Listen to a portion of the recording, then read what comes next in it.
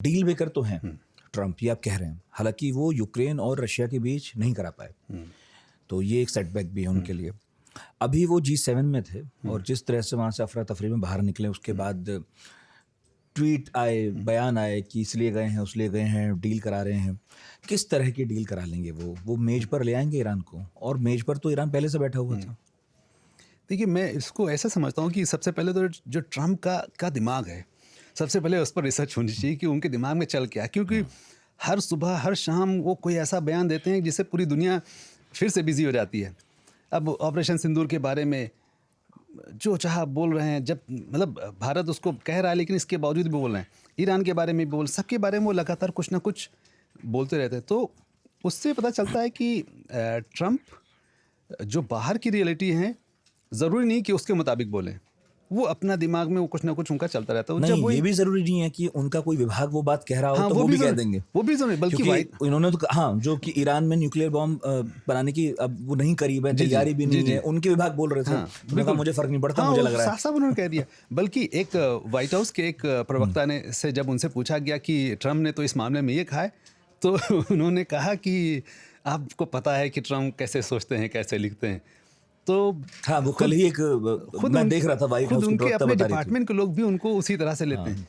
लेकिन जो real background है वो ये है कि ट्रम्प और उनके जैसे जो लोग हैं वो दरअसल वो एक ऐसे कॉलोनियल माइंडसेट से आए हैं, जो न्यो कंजर्वेटिव्स का जो पूरा कुनबा है अमेरिका में और यूरोप में, वो जिस इकोसिस्टम में रहे हैं, उस इकोसिस्टम में उनको ये सिखाया गया है कि वाइट पीपल जो हैं वो दुनिया के बेस्ट लोग हैं, ब्लैक जो हैं वो दुनिया के सबसे ख़राब लोग हैं, मुसलमान जो हैं वो सबसे ख़राब लोग हैं, भूरे रंग के लोग हैं वो सबसे ख़राब। तो उनके वो पूरे इकोसिस्टम में बचपन से उनको सिखाया गया है।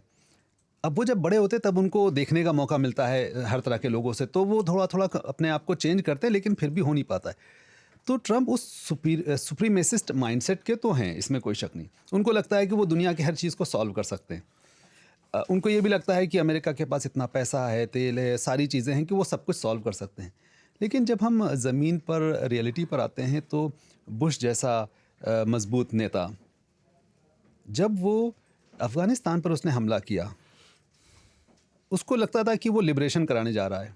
आप देखिए, एक 25 साल के बाद आपने एक दुनिया के सबसे कमज़ोर देश पर हमला किया था, सबसे दुनिया नहीं अफगानिस्तान की कुछ भी, आपने अफगानिस्तान को बर्बाद कर दिया। लेकिन 25 साल के बाद आप कहाँ हैं? उसी तालिबान से, पगड़ी वाले लोगों से आप हाथ मिला रहे हैं।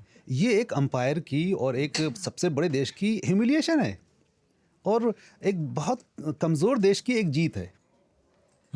आपने इराक में जाकर हमला किया और सारे बताया कि ये सब हो जाएगा, लेकिन अंत ये हुआ कि वहाँ पर ISIS नाम का आतंकी संगठन जन्म ले लिया उसने, और वो हथियार भी नहीं मिले और उसके लिए जंग हुई थी। हाँ, वो तो था ही नहीं। खैर, वो तो मतलब वो भी झूठ था। कुछ लोग इससे ही जोड़कर देख रहे हैं। बिल्कुल यही बात आप कह रहे हैं कि ईरान में हैं और आपकी एजेंसियां कह रही हैं नहीं है। CNN ने आज एक वीडियो जारी किया है। उस वीडियो में 1996 से लेकर आज तक नेतन्याहू ने जितनी मर्तबा कहा है कि ईरान जो है वो 3 महीने के अंदर न्यूक्लियर बम बना लेगा।